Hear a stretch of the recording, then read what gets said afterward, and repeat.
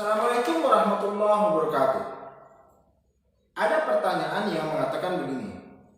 Bagaimana sih sebenarnya ketentuan mengenai gugatan kurang pihak dalam perkara tanah? Karena kalau kita pahami secara bersama, hukum itu mengandung dua hal. Pertama, ketentuan formil, yang kedua ketentuan material. Nah, ketentuan formil ini salah satunya adalah ketika kita mengajukan gugatan, maka para pihak yang menjadi tergugatnya haruslah lengkap.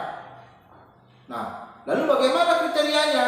Kita baca pada rapat pleno Kamar Mahkamah Agung tahun 2020 tentang rumusan hukum Kamar Perdata.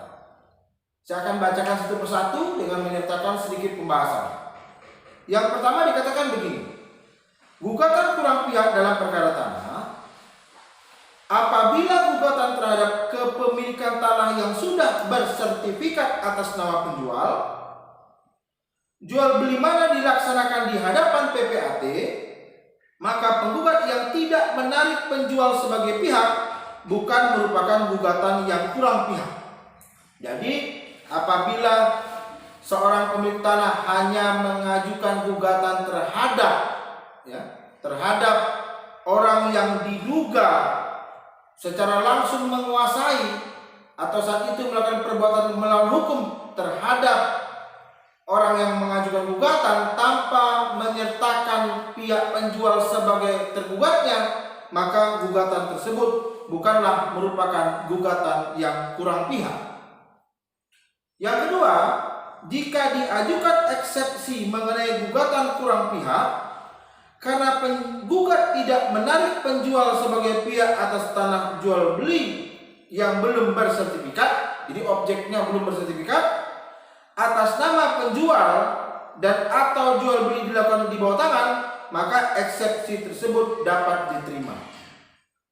Jadi apabila ada eksepsi khusus mengenai gugatan kurang pihak, jika penggugat tidak menarik penjual sebagai pihak atas tanah objek jual beli yang belum bersertifikat, atas nama penjual atau jual beli dilakukan di bawah tangan, maka eksepsi tersebut dapat diterima.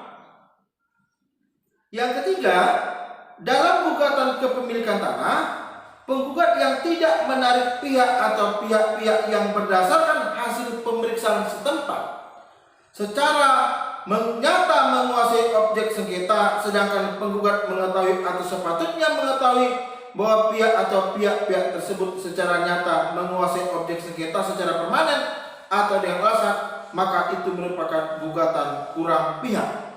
Jadi yang ketiga ini intinya adalah kalau kita ingin mengajukan gugatan, maka haruslah lengkap, termasuk juga terhadap orang-orang yang secara nyata menguasai objek sengketa secara permanen.